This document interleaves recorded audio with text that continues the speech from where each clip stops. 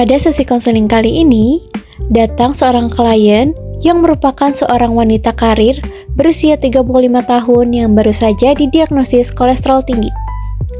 Klien merasa sangat sibuk, sering makan makanan cepat saji, dan datang ke sesi konseling dengan sikap sedikit defensif karena merasa akan dilarang makan makanan yang enak.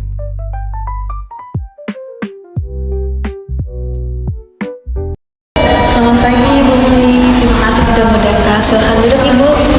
Selamat pagi Mbak. Baik Ibu, bagaimana perjalanannya ke sini? Apakah lancar? Agak macet sih Mbak di depan sana tadi. Masa nggak telat? Tidak apa-apa Ibu, yang penting Ibu sudah sampai dengan selamat.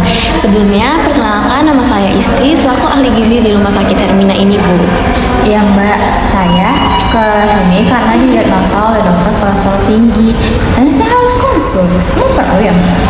Sepertinya Ibu merasa khawatir ya terkait konseling kita hari ini. Iya Mbak, saya khawatir. Wajar jika Ibu merasa seperti itu. Tujuan kita konseling hari ini adalah untuk berdiskusi bersama-sama terkait keluhan Ibu. Lalu nanti kita akan mencari solusinya yang sekiranya mampu Ibu lakukan sedikit-sedikit. Tapi terlalu pribadi nggak ya Mbak nanyanya? Enggak Ibu tidak perlu khawatir. Saya di sini hanya membantu menyelesaikan masalah Ibu. Terkait data pribadi dan juga rahasia Ibu atau cerita akan saya jaga kerahasiaannya. Oh gitu ya Mbak. Udah deh boleh. Baik Ibu, sebelum saya mulai, saya ingin dengar dulu apa yang Ibu rasakan setelah mendengar diagnosis tersebut dari dokter. Jujur saya kaget sih Mbak, stres juga iya. Apalagi kan saya suka makan, terus saya didiagnosa seperti itu harus ngontrol makanan. Duh nggak bisa saya Mbak, saya tuh suka banget sama ayam tepung. Saya paham Ibu, kalau kita menyukai suatu makanan pasti akan sulit untuk menguranginya ya Bu. Iya Mbak, apalagi kan saya capek kerja. Terus tuh saya lebih suka order fast food gitu, biar kepala saya langsung plong deh. Iya Ibu, saya mengerti. Memang kalau kita lagi sibuk, biasanya lebih enak jika kita mengorder yang instan-instan ya Bu. Namun, mengingat kondisi Ibu di sini, sepertinya kita harus coba sedikit-sedikit mengurangi kebiasaan Ibu untuk makan menjadi lebih sehat Ibu. Duh, pasti saya dilarang makan enak nih. Gak bisa saya Mbak. Sepertinya Ibu khawatir ya setelah konseling kita hari ini, Ibu harus berhenti total dari makanan yang Ibu sukai. Iya Mbak, bener banget. Apalagi kan saya kerja dari pagi sampai malam. Kalau saya nggak makan enak, rasanya tuh hari saya makin berat. Jadi di tengah kesibukan kerja Ibu, makanan itu menjadi suatu reward atau pelepas stres untuk Ibu saat bekerja ya Bu? Iya bener banget Mbak. Kan saya, apalagi saya tuh nggak bisa masak Mbak. Jadi saya tuh lebih milih untuk order fast food aja, kayak paket ayam crispy atau enggak ayam geprek. Saya mengerti Ibu, memang banyak yang manusia juga yang menjadikan makanan itu sebagai cara yang tepat untuk melanjutkan hidup yang lebih baik. Sebelumnya saya ingin tahu dulu Bu, Ibu biasanya dalam seminggu berapa kali memesan fast food Ibu? Kayaknya hampir setiap hari deh Mbak. Minimal tuh 4 atau 5 kali gitu sih Mbak saya. Jadi hampir setiap hari Ibu mau order fast food ya Bu. Lalu saya ingin bertanya lagi Bu, biasanya di dalam satu porsi itu isinya apa aja Bu? Biasanya tuh saya tuh ordernya satu paket ayam geprek, terus kentang goreng, terus ada saus sambalnya dan minumannya itu saya biasanya es soda, kalau nggak tuh kopi susu Mbak. Baik Ibu, terima kasih atas kejujurannya. Sebelumnya saya ingin bertanya lagi Bu, bagian mana yang tersulit untuk Ibu mengurangi makanan dari fast food tersebut? Apakah dari waktunya, apakah dari rasanya, atau memang sudah jadi kebiasaannya Ibu? Kayaknya kombinasi semuanya deh Mbak, tapi tuh yang paling susah tuh enak dan praktisnya sih. Baik Ibu, sejauh ini saya dapat simpulkan bahwa Ibu memiliki jadwal yang padat. Lalu, fast food menjadi pilihan yang tepat karena praktis dan juga rasanya enak. Makanan itu juga dapat membuat Ibu lebih tenang setelah melewati hari yang melelahkan. Betul begitu Ibu? Iya betul sekali Mbak. Baik Ibu, bisa saya ceritakan hubungan antara kolesterol dan juga makanan supaya Ibu lebih paham kenapa dokter menyarankan Ibu untuk konseling. Iya Mbak, boleh. Jadi begini Bu, makanan yang digoreng seperti ayam tepung dan juga gorengan itu memiliki lemak yang tinggi. Tapi kalau kita mengonsumsinya terlalu banyak dapat membuat kadar kolesterol dalam darah kita itu meningkat. Namun, kabar baiknya adalah kondisi ini masih bisa sangat dikontrol.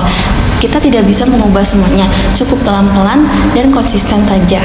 Berarti nggak harus berhenti ya Mbak?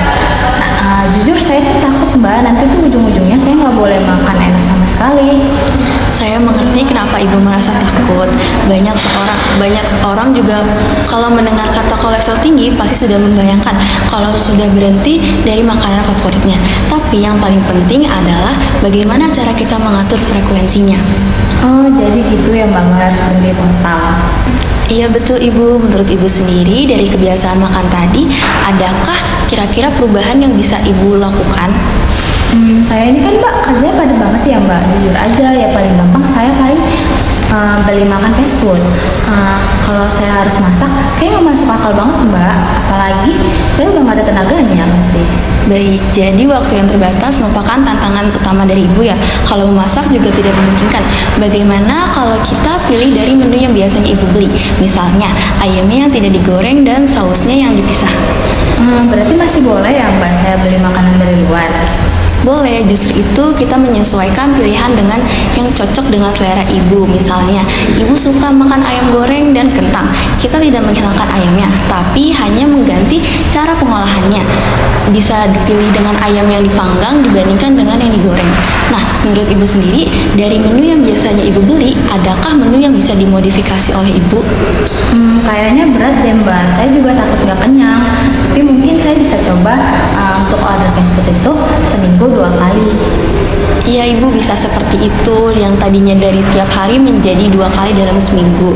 Lalu untuk Ibu tetap merasa kenyang, sepertinya kalau untuk hari-hari selain fast food, Ibu bisa menambahkan sayur di dalam menu makanan. Bisa seperti sayur bening, atau tumis, atau mungkin lalapan sederhana. Biasanya sayur dapat membantu rasa kenyang lebih lama.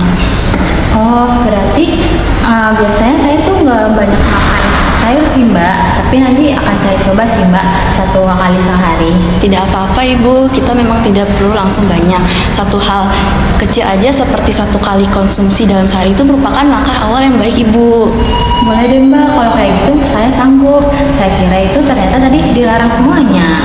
Iya Ibu, kita tidak cari yang sempurna, tapi kita cari yang konsisten. Langkah awal yang kecil-kecil dilakukan lebih sering itu lebih efektif dibandingkan langkah besar yang hanya efektifnya dalam sebentar saja. Iya Mbak, ternyata masuk akal juga ya. Baik Ibu, kita sudah sepakat ya untuk solusinya. Kita evaluasi lagi 1 minggu ke depan bagaimana hasilnya. Apa bisa Ibu mengulangi solusi yang sudah kita sepakati tadi? Baik Mbak, saya akan mengulangi kesepakatan yang tadi kita sepakati. Jadi saya harus mengurangi konsumsi yang digoreng. Kemudian saya harus mengurangi makanan fast food maksimal 2 kali dalam seminggu, serta saya harus setiap hari makan sayur. Baik Ibu, sepertinya Ibu sudah paham ya. Lalu kira-kira apakah ada yang Ibu pertanyakan? Dari saya cukup sih Mbak. Baik Ibu, terima kasih sudah konseling hari ini. Saya apresiasi keterbukaan Ibu. Saya tunggu kabar baiknya di minggu depan ya Bu. Baik Mbak, terima kasih banyak. Saya permisi dulu. Sama-sama Ibu, semangat ya Bu. Komunikasi yang baik dalam konseling gizi meliputi komunikasi verbal dan nonverbal yang efektif. Secara verbal, konselor menggunakan bahasa yang sederhana, intonasi tenang, dan pertanyaan terbuka agar klien merasa nyaman untuk bercerita. Secara nonverbal, konselor menerapkan teknik soler, yaitu menghadap klien, postur terbuka, sedikit condong ke depan, menjaga kontak mata, dan juga bersikap rileks. Selain itu, konselor perlu melakukan active listening dengan menunjukkan anggukan, mengulang atau merangkum ucapan klien, merespons emosi klien, serta mengklarifikasi pemahaman klien. Hubungan kepercayaan juga dibangun melalui sikap ramah, empati, tidak menghakimi, dan penyelarasan perilaku secara halus dengan klien.